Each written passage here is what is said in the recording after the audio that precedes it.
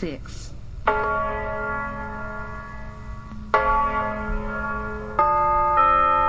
Halina't makiisa sa hapag ng Panginoon, ang hapag ng katotohanan at ng ating kaligtasan dito sa Healing Mass sa Veritas.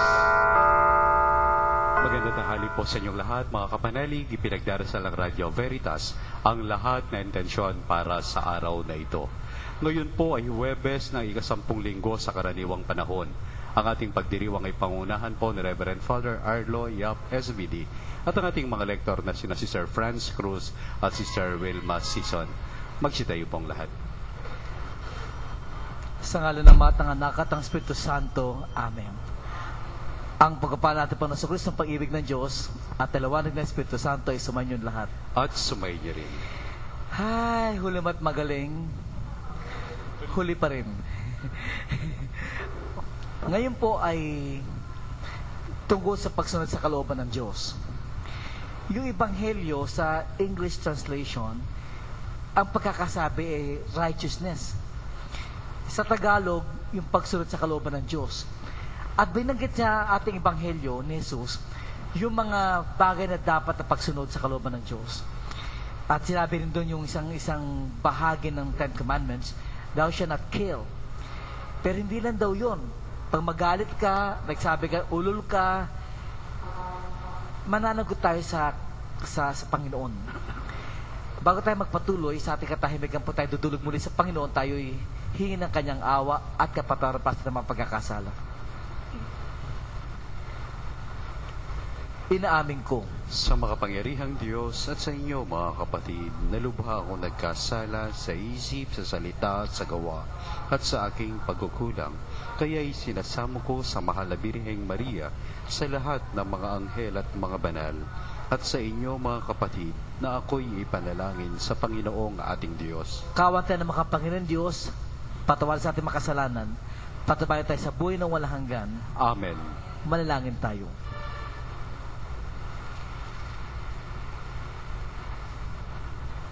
Ama na makapangyarihan, sa iyo nagmumula ang tanang kabutihan.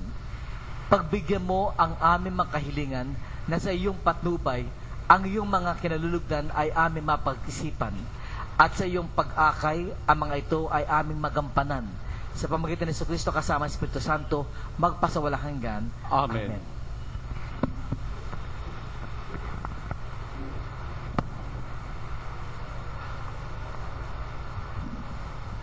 Pagbasa mula sa unang aklat ng mga hari. Noong maaraw na iyon, sinabi ni Elias kay Ahab, lumakad ka na, maaari ka nang kumain at uminom. Naririnig ko na ang lagunos ng ulan. Samantalang si Ahab ay kumakain at umiinom, umakyat si Elias sa tuktok ng Karmelo. Sinubsob sa lupa, sinabi niya sa kanyang utusan, tumaas ka na ng kaunti at tumanaw ka sa dagat. Umakyat nga ang utusan at tumanaw sa dagat. Wala po akong nakitang anuman, wika ng utusan. Ulitin mo, makapito, utos ni Elias.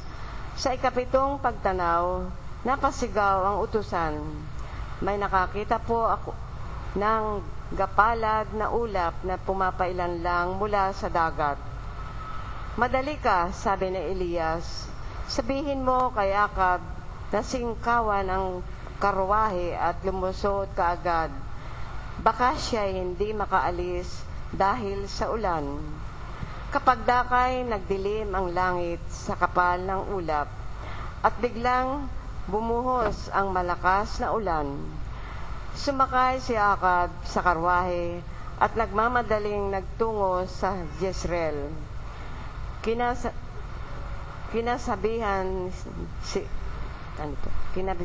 Kinasihan si Elias ng kapangyarihan ng Panginoon. Inilis-libis niya ang damit at tumakbo sa unahan ng karwahe ng hari hanggang sa pagpasok sa Jezreel. Ang salita ng Diyos. Salamat sa Diyos. O Diyos, dapat kang awitan, sa Siyon ay papurihan. O Diyos, langit ng papurihan, sa Siyon ay papurihan. Umuulan sa lupain, ganito mo kinalinga. Umuunlad ang lupait, tumataba yaong lupa. Patuloy na umaagos ang bigay mong mga batis. Sa halamang nasa lupa ay ito ang dumidilig. Ganito ang ginawa mo na hindi mo ikinait. O Diyos, dapat kang awitan, sa Siyon ay papurihan. Sa binungkal na bukirin, ang ulan ay masagana. Ang bukirin ay matubig at palaging basang-basa. Sa banayad na tag-ulan ay lumambot yaong lupa, kaya naman pati tanim ay malago at sariwa. O Diyos, dapat kang awitan, sa Siyon ay papurihan. Nag-aani ng marami sa tulong mong ginagawa, at saan man magpunta, kay masaganang masagana. Ang pastulay, punong-puno ng matabang mga kawan. Naghahari, yaong galak sa lahat ng kaburulan. O Diyos, dapat kang awitan, sa Siyon ay papurihan. Magsitay pong lahat.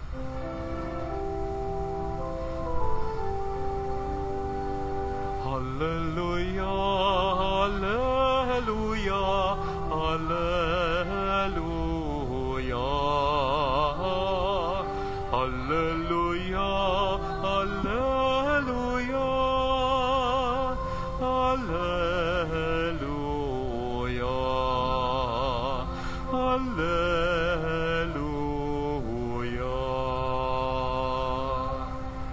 Sumainyo ang Panginoon. At sumayin niya rin. Ang pagbasa sa mabuting balita ng Panginoon ayon kay San Mateo. Papuri sa iyo, Panginoon. Noong panahon iyon, sinabi ni Jesus sa kanyang mga alagad, "Sinasabi ko sa inyo, kung ang pagsunod ninyo sa kalooban ng Diyos ay tulad lamang ng pagsunod ng mga eskriba at mga pariseyo, hindi kayo makapapasok sa kaharian ng Diyos. Narinig ninyo sa noong unay iniutos sa mga tao, huwag kang papatay. Ang sino makamatay ay mananagot sa hukuman. Ngunit ngayon sinasabi ko sa inyo, ang mapuot sa kanyang kapatid ay mananagot sa hukuman. Ang humamak sa kanyang kapatid ay mananagot sa Sanhedrin. At sino mang magsabi sa kanyang kapatid, ulol ka, ay mapapasapoy ng impyerno. Kaya kung naghahandog ka sa Diyos at maalala mo na may sama ng loob sa iyo ang kapatid mo, iwan mo muna ang iyong handog sa harap ng dambana at magkapagkasundo ka sa Kanya. Saka ka magbalik at maghandog sa Diyos. Kung may magsakdal laban sa iyo sa hukuman, makapag-ayos ka sa Kanya habang may panahon, bago Kanya iharap sa hukom. At kung hindi, ibibigay Kanya sa hukom, at magbibigay naman sa iyo sa tanod, at ikaw ay magbibilanggo. Sinasabi ko sa inyo, hindi ka makalalabas doon hanggat hindi mo nababayaran ang kahuli-hulihang kusing." Mga kapatid, ito ang mabuting balita ng ating Panginoon. Pinupuri ka namin, Panginoong Jesucristo.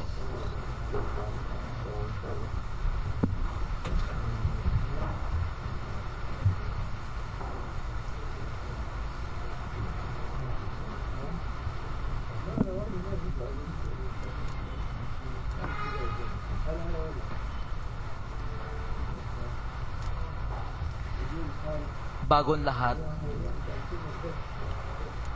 may isang grupo sa Abu Dhabi na nakatutok ngayon sa misa natin. At itong grupo ito sa panguna ni Brother Romel Pangilinan, nakatutok sila ngayon. Sine-record nila. Tapos papalabas nila maya-maya sa Yas Island. Yung Yas Island, ito yung kung saan nandun yung mga Ferrari nandun. So, may po sila mga kapatid sa mga kapanalig natin. At papanoorin nila ito, i-replay nila sa harapan ng mga kabayan natin at pag-uusapan nila. So, nakatutok sila lagi pagka misa sa Radio Veritas. At kasama ni Romel Pangilinan, si Cynthia Gallardo. Mga kaibigan natin po yan. At kaibigan higit sa lahat ng Radio Veritas. Opo. Yung pong ating ebanghelyo, na mga ako, kasi nagmisa na ako kanina umaga eh. At yung misa ko kanina English. Yung mga pagbasa sa English. At binasa kanina, I tell you solemnly, sabi ng Panginoon sa ating pagbasa sa Ebanghelyo, unless you surpass the righteousness of those scribes and Pharisees, you will not enter the kingdom of heaven. Unless you surpass the righteousness. Na mga ako ngayon, kasi chinek ko sa Tagalog, yung righteousness, pagsunod sa kalooban ng Diyos. Yung pala yung righteousness. Sa Tagalog translation, pagkakasabi po dito, sinasabi ko sa inyo, kung ang pagsunod ninyo sa kalooban ng Diyos ay tulad lamang ng pagsunod ng mga eskriba at mga pariseyo, hindi kayo makapapasok sa kaharian ng Diyos. Kaya pala, pag sinabing righteousness, madalas ko sinasabi, nabanggit ko na sa inyo ito eh, ang kabaligtaran ng righteousness ay leftiousness. Hindi pa ba nabanggit siya? Nabanggit ko na yan. Ang kabaligtaran ng righteousness ay leftiousness. Totoo, mami. Totoo. Ha? Okay lang? Okay, papaliwanag ko, ha? Hindi, just review. Papaliwanag ko. O, taas ang kamay. Taas ang kamay. Left or right. O, left or right, ha? O, imagine may hawak ang tornilyo. May hawak ang tornilyo, yan. May hawak ang tornilyo. Pag di nakataas ang kamay, ati-cheat. Pag di ka nakataas ang kamay, maluwag ang tornilyo. Okay. Paano hihigpitan ng tornilyo? Pakanan, di ba? O. Paano luluwagan? O, pakaliwa. Di ba? Kaya pala, pagka gustong humigpit sa Diyos, gagawa ka ng pakanan. Do what is right. Kaya nga righteousness eh. Pagka gusto mo lumuwag sa Diyos, kaya yung mga nangangaliwa, lumuluwag sa Diyos at lumuluwag sa pamilya niya. Tayo lang kaya bukod tangi merong katagang nangangaliwa for unfaithfulness. Iba pa yung kaliwete sa nangangaliwa. Pag sinabi yung kaliwete, left-handed. Pero yung nangangaliwa, kahit right-handed ka pa, pero nangangaliwa, iba pang usapan yun. Kung ganun pala, sa English is righteousness, sa Tagalog is pagsunod sa kalooban ng Diyos. Therefore, yung palang paghigpit sa Diyos, yung pagkapit sa Diyos is doing what is right. And doing what is right means doing the will of God. Yung pala yun. Doing the will of God. Ano yung will of God sa ating mga pagbasa? Dalawa binabanggit eh. Dalawang utos ang binabanggit. Although na-explain sa simula ng ating ebanghelyo, thou shalt not kill, huwag kang papatay. Pero may binabanggit doon, sabi niya, hindi mo kinakailangang ikaw'y pumatay para dalhin ka sa hukuman, that you be judged, at the same time, suffer the consequences. Hindi mo kinakailangang pumatay. Yun lang magsabi ka ng ulul ka is enough for you to be judged. Kaya nakakano yung lumalim yung utos eh. Hindi lang basta wag kang papatay, thou shalt not kill. Hindi ka nga pumatay. Pero ang bibig mo naman panay ulul. Para ka na rin daw pumatay. Ibang pananaw eh.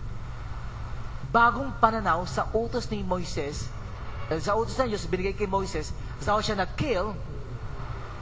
Pero pag sinasabi, hindi mo kinakailangang pumatay para ko'y dalhin sa impyerno. Hindi. Kita niyo yung pagkakasabi. Narinig niyo na noong una, iniutos sa mga tao, huwag kang papatay. Ang sino man makamatay ay mananagot sa hukuman. Ito yung bagong pananaw ni Jesus. Ngunit ngayon sinasabi ko sa inyo,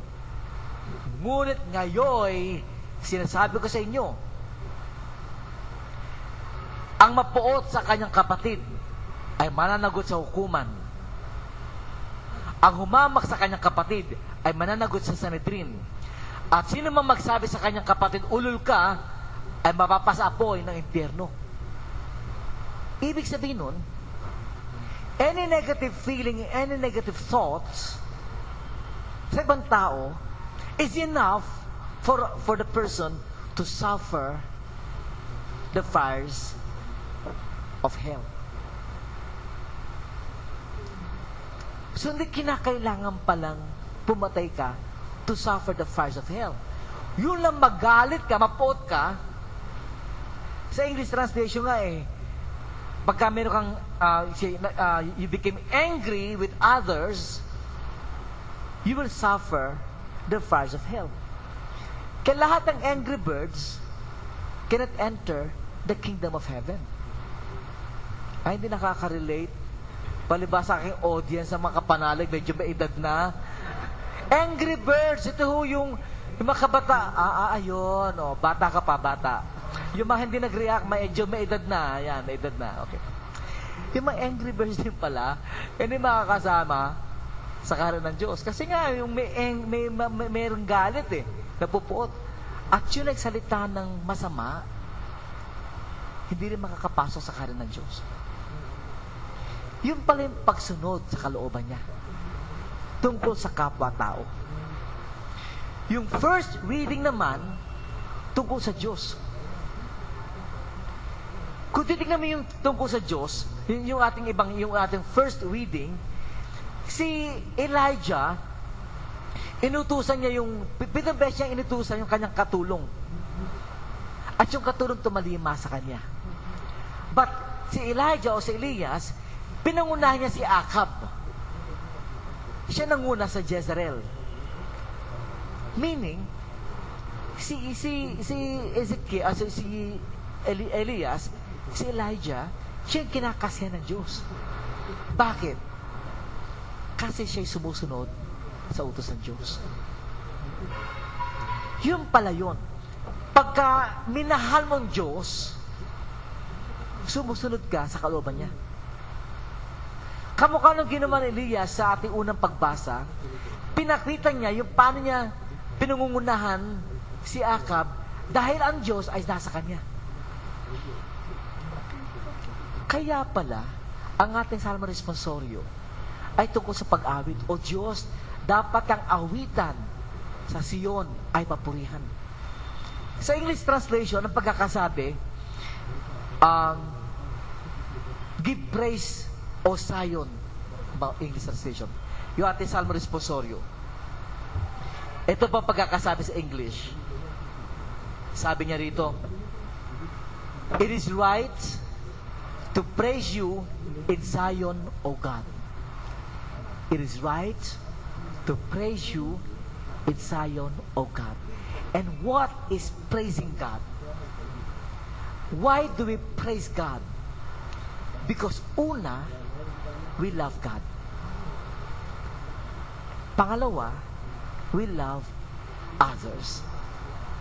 Yun yung gospel today about others, at yun yung first reading today about God. Kaya, in summary, dalawang utos lang yan. Love God with all your heart and love your neighbor as you love yourself. At pag ginawa natin yon ang ibig sabihin ng pagsunod sa Diyos. In English, yun ang ibig sabihin ng righteousness. So, righteousness means doing the will of God. And what is that will? Loving God with all our heart, with all our soul, with all our mind. And loving our neighbor as we love ourselves. Kung ganun ginagawa natin, then it is right to praise in Zion, O God. Magbigay puri sa Panginoon. Sa kalsada, dito sa Pilipinas, may expression tayo sa dito, sa atin, makabayan natin, mga kapanalig, pagka halimbawa nagkamali, patay tayo dyan. Di ba? Narinig yun. Patay na naman tayo dyan. Narinig mo lang, patay na naman tayo dyan. Lagi patay tayo dyan. Nakakababa tuloy, patay tayo dyan. Pero yung sa kaibigan ko, ibang ginawa niya, sinabi niya, praise the Lord tayo dyan. Mas gusto ko yun. Ako nagsawa na akong praise the Lord. Praise the Lord. Give thanks to... Nakakasawa rin minsan eh. Pero yung pagkakasabi ng sa kaibigan ko, praise the Lord tayo dyan. Iba ang dating. Kabalik na lang kasi sabihin mo, patay tayo dyan. Sabihin mo na lang, praise the Lord tayo dyan. And when we say, praise the Lord tayo dyan, actually, it is right to give praise in Zion, O God. Praise the Lord tayo dyan. Walang pinagkaiba sa ating salmo responsorio. O Diyos, dapat ang awitan sa Sion ay papurihan. In simple terms, praise the Lord tayo dyan. When we love God with all our heart, and we love our neighbor as we love ourselves, we praise the Lord tayo dyan. And that is pagsunod sa kalooban ng Diyos. In English, righteousness. Mag-stay po ang lahat.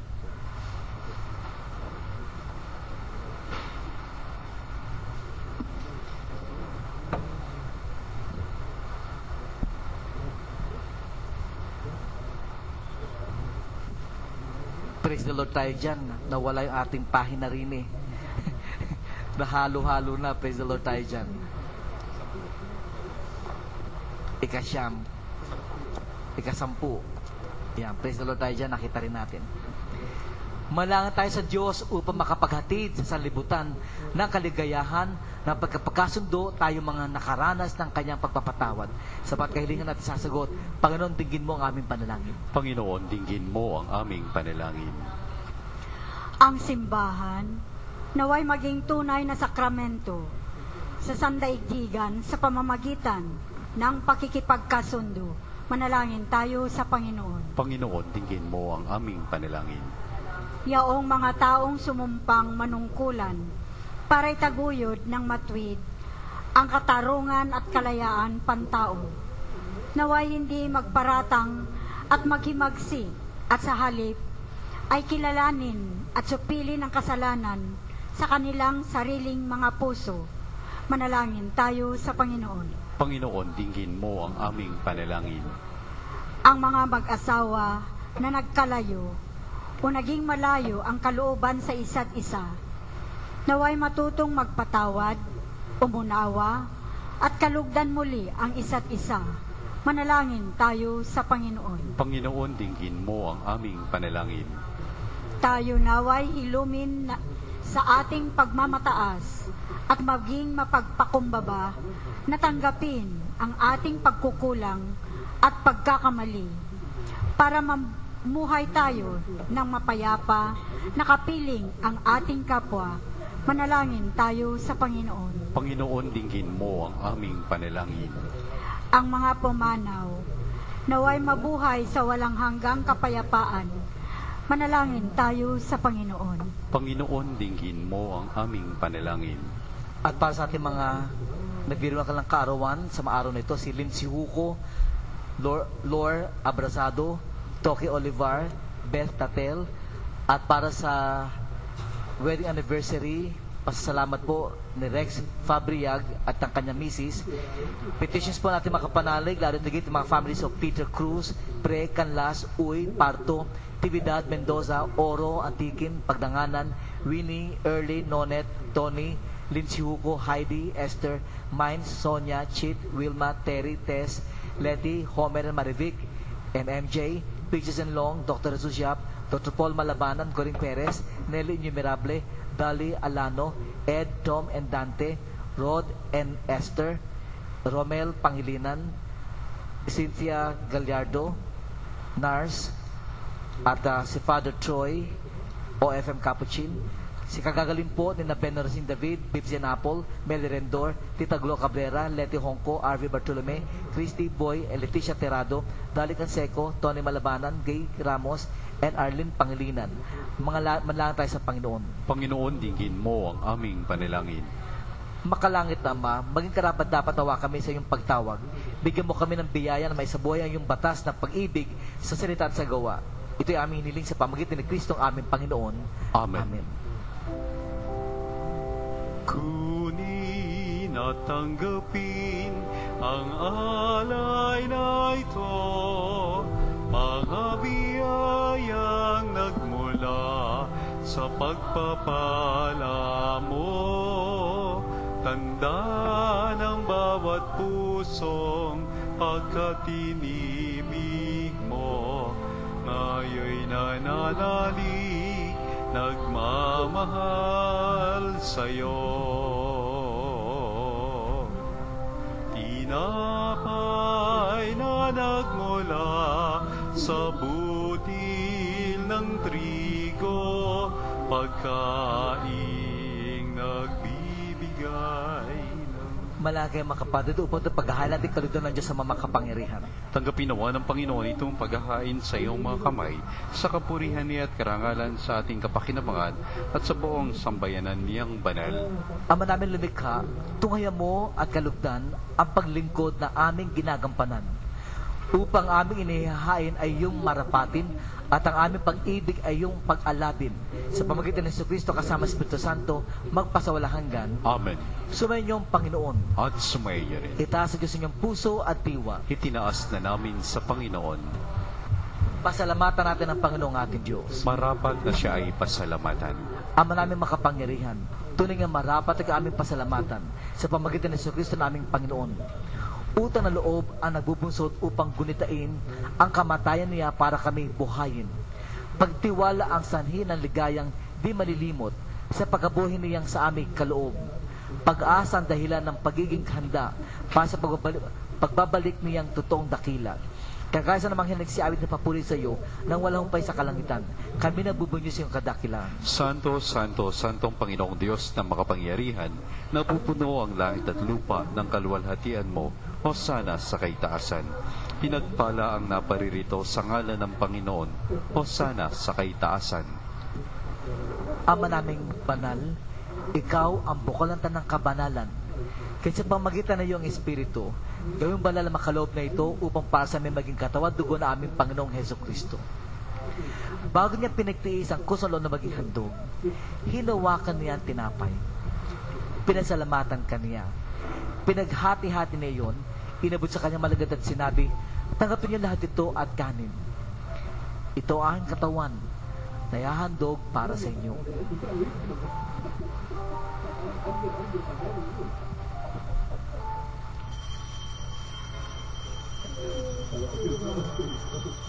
Panginoon, turo mo kaming mahalin ka ng lubusan at sundin ang iyong kalooban. Salamat, Panginoon.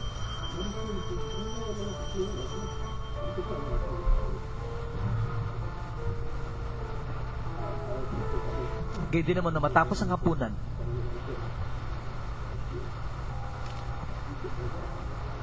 hinawakan niya ang kalis. Muli kanyang pinasalamatan. Inabot niya ang kalis sa kanyang malagad at sinabi, tanggapin niyo lahat ito at inumin. Ito ang kalis ng aking dugo, ng bago't walang hanggang tipan. Ang aking dugo ni bubuhos para sa inyo at para sa lahat. Kasi kapagpatawad ng makasalanan, gawin niyo ito bilang pag-alaala sa akin.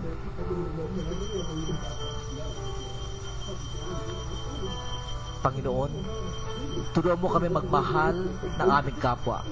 Umunawa, Panginoon, para sa kanila. Salamat, Panginoon.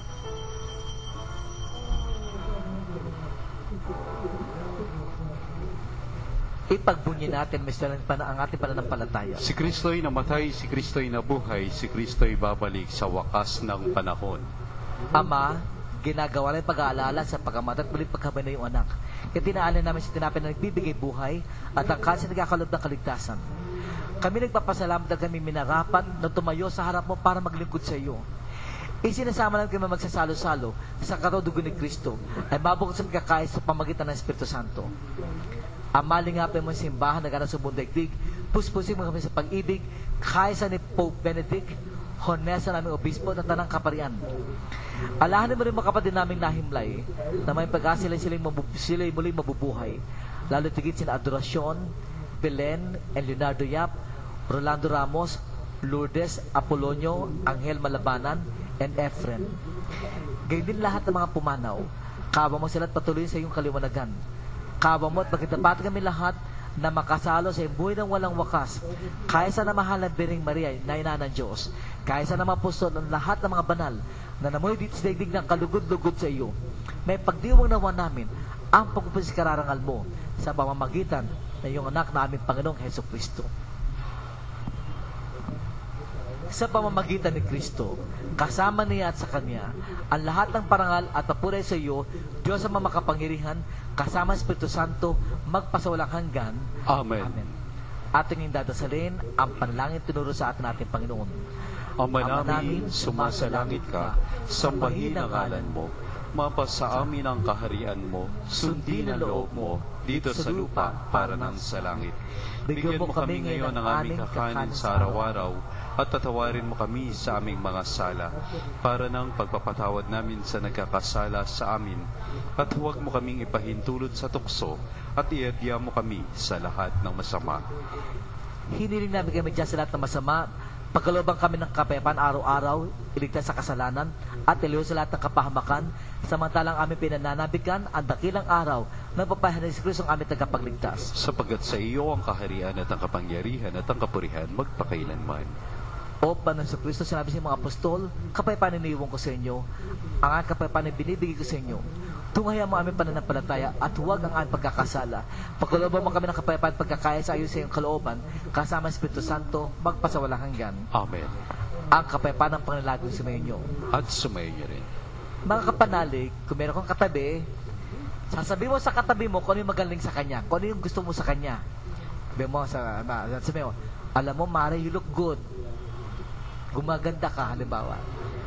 Pag sinabihan ka, sabihin mo, praise the Lord tayo dyan. Okay?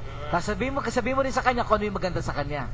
Sasagot din siya, praise the Lord tayo dyan. In doing so, nagmahal ka ng kapwa mo, at the same time, pinuri natin ng Diyos, praise the Lord tayo dyan. Okay? Give that now the peace to one another. Batiin yung bawat isa, sabihin mo kung ano maganda sa kanya, sasabihin mo, praise the Lord tayo dyan. Alam ba, sister, ang ganda ng kilay mo, bagong tasa, praise the Lord tayo dyan. Mga bagong gupit, praise the Lord tayo dyan. O, diba? Sarap feeling, lahat patungkol sa ating papuri sa ating Panginoon. Palakpakan na ating Panginoon. Kordero ng Diyos. Kordero ng Diyos na nag-aalis ng mga kasalanan ng sanlibutan, maawa ka sa amin. Kordero ng Diyos na nag-aalis ng mga kasalanan ng sanlibutan, maawa ka sa amin. Kordero ng Diyos na nag-aalis ng mga kasalanan ng sanlibutan, ipagkaloob mo sa amin ang kapayapaan. Mga kapatid, ito si Jesus. Ginagabayan tayo sa kalooban ng ating Diyos Ama sa langit. Ito si Jesus ang halimbawa na pag-ibig sa kapwa at higit sa lahat pag-ibig sa kanyang Ama. At siyang kordero ng Diyos na nag-aalis sa kasalanan sa libutan, mapapalad mo taong tinatawag sa piging ng kordero. Panginoon, hindi ako karapat-dapat na magpatuloy sa iyo, ngunit sa isang salita mo lamang ay gagaling na ako.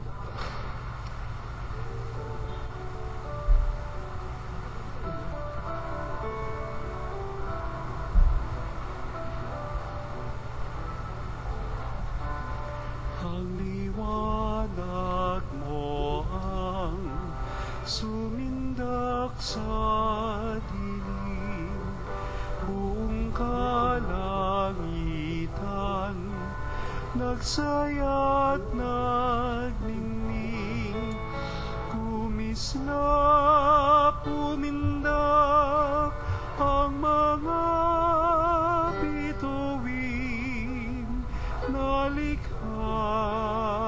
lahat ng mga lupain.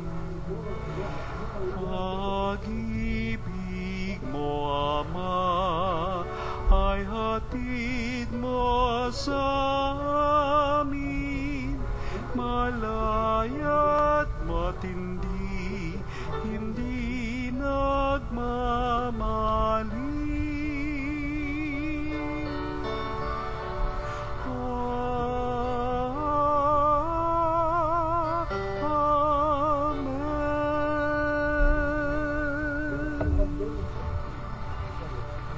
Magsitayo po ang lahat para sa panalangin sa Birhen ng Katotohanan. O Birhen ng Katotohanan, Ina ni Jesus, ang nagkatawang taong salita, salamat sa iyong anak. Tinatanggap ko siya bilang aking katotohanan at kaligtasan. Sa pakikinig sa salita ng Diyos, tulungan mo akong maging malaya. Sa oras ng hirap at pagsubok, linawin mo sa akin na nasa krus ang tagumpay. Sa aking paglalakbay, akayin mo ako sa buhay ng paglilingkod at sa buhay na ganap at kasiyasiya. Kupupin mo ko ng aking mga kapanalig na nakikinig, natututo at nagmamahalan. O Maria, Birhen ng Katotohanan, ipanalangin mo kami. O Jesus, ikaw ang daan, ikaw ang katotohanan, at ikaw ang buhay, iligtas mo kami. Amen. Manalangin tayo.